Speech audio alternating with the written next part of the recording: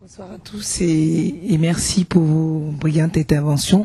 Je voulais revenir sur une chose que vous avez dite, c'est que vous dites que la France, en tout cas, qu'est-ce qu'elle a joué enfin, je vais pas mépriser les petits chiots de l'armée américaine et elle a su par supplétif. Mais le problème, c'est que moi, en tout cas, je suis franco-ivoirienne. Ce que je peux dire, c'est qu'elle n'est pas si supplétive que ça. C'est donnant-donnant. Pour le sale boulot qu'elle fait en Afrique aujourd'hui, elle a besoin des Américains aussi. Ils ont fermé les yeux, on dit à Abidjan, c'est les Américains qui ont agi. Mais moi, je suis désolé. Ceux qui ont tiré directement sur les jeunes à Abidjan, c'est l'armée française, avec qu'on appelle ces mercenaires qu'elle emploie, parce que la force licorne, et puis avec un montage assez sophistiqué, où licorne vient pour respecter les accords de défense, et licorne est en même temps dans l'ONU, et licorne fait en sorte que les troupes ouest-africaines qui n'ont pas de moyens, elles viennent prêter main forte à ces troupes-là en leur donnant l'armement nécessaire. Donc on connaît l'affaire. Là, quand j'ai entendu ce qu'ils ont dit sur le Mali, j'ai dit ouais, ça recommence. Hein, on vient passer par l'Union africaine en lui disant bon, mais comme vous n'avez pas l'armement nécessaire, et on écarte l'Afrique du Sud, parce que l'Afrique du Sud pourra amener un armement, même s'il est sommaire, pour essayer de faire l'affaire, on va prendre toujours des troupes dans les mêmes pays où les gens n'ont pas de moyens du tout, et venir massacrer les gens. Donc, supplétif peut-être, mais moi je pense que c'est du donnant-donnant. Voilà. Et ce qui nous choque, nous aujourd'hui, on voit avec le temps. Oui, d'accord, ils sont payés, mais l'armée française en tant que telle, sur son ancien précaré, n'est pas un supplétif. C'est un acteur important. Vous reprenez des vieux bouquins d'histoire, vous vous rendez compte que Samori Touré a signé tous les accords qu'ils lui ont demandé, il a été déporté. Voilà. Et on revient, c'est un éternel recommencement. Au début du siècle dernier, ils ont massacré 90% de la population ivoirienne, 65% du Soudan. Il y avait les Américains avec eux? Pas du tout. Donc que chacun prenne ses responsabilités. C'est trop facile de se cacher derrière les Américains. Ils ont leur boulot à faire aussi. Mais là, c'est donnant-donnant. C'est je te tiens par la barbichette, le premier qui rigole aura une tapette. C'est tout. Donc, vu d'ici, vous voyez ça comme ça. Nous, en tout cas, de là où on est là, et qu'on est de deux mondes en plus. Hein. Donc, ce qu'on voit simplement, c'est que c'est pas que des marionnettes.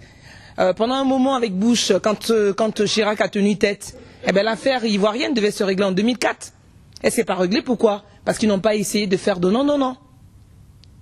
Donc, ça a traîné un peu. Voilà, en longueur. Le coup d'État le plus long de l'histoire.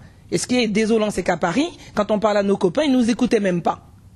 Ah ben non, Gbagbo c'est un dictateur, il doit partir. Dans le temps, comme je disais, on venait nous civiliser à coup de génocide. Aujourd'hui, on nous démocratise à coup de génocide aussi. Donc on est fatigué. Là, ils sont en train de massacrer tout le monde là. Comme disait Madame Aminata tout à l'heure, c'est que, je ne sais pas si vous l'avez vu, hein, mais sur tout ce continent, ils doivent massacrer tout le monde, ils le feront. Je suis pas alarmiste, mais moi ce que je vois simplement, c'est qu'on fait on refait des colonies de peuplement et on se débarrasse des populations en sous-traitant la violence. On prend mon frère au Mali, on l'emmène à Abidjan, parce que comme elle a dit, les jeunes sont là, ils sont assis toute la journée, ils n'ont pas de boulot. Donc moi d'Abidjan, je vois le jeune malien qui arrive, j'en veux au Mali, mais c'est du jeune malien, c'est pas un pion. Les terres arables, elles sont achetées moi je suis de l'ouest de la Côte d'Ivoire, ils ont massacré 1000 personnes en une journée. En tout, ça fait pratiquement 5000 personnes qu'ils ont massacrées. Mais qui était là? L'ONU était dans les airs, l'armée française était au sol. Ils n'ont jamais quitté les 5 forêts classées de l'ouest. Et alors on a eu du mal à le dire à Paris, hein. Franchement du mal, hein. Personne ne veut nous écouter. Des gens de gauche comme de droite, etc., etc. Le simplisme est parti jusqu'à ce qu'on en arrive au Mali aujourd'hui. On commence à comprendre que c'est le même phénomène. On va en Syrie. Qu'est-ce qu'on a fait en Libye? C'est ce qu'on a fait en Côte d'Ivoire, on l'a fait parallèlement. Et on le fait aujourd'hui en Syrie. Et ce qui est désolant, c'est qu'on nous sort des trucs. Les 7 femmes d'Abobo, les fameuses 7 femmes d'Abobo, dont la mort a occasionné la résolution 1975. Mais les dames qu'on voit là sur la vidéo, il y en a une, la seule que j'ai vue toute la journée. J'étais en train de travailler. Je vois la vidéo, il y a eu 7 femmes qui ont été tuées. Et je vois toujours une femme couchée par terre. Je dis, mais elles sont où les autres? Et après, on voit une vidéo où la nana, on lui dit à Malinké, c'est pas terminé, recouche-toi. Amaban, Kanaouri. Je suis pas Malinké, hein, mais je comprends le Malinké. Ça vous dit tellement on est mélangé et on se connaît. Voilà. On a des alliances, le gars de l'Ouest, c'est des alliances avec les Sénoufos qui vont jusqu'au Mali et au Burkina. Comment voulez-vous qu'on s'entretue parce que nous sommes des sauvages? Voilà. Donc c'est ça le problème. La France n'est pas le supplétif de l'armée américaine, en tout cas en ce qui concerne le continent africain. Voilà.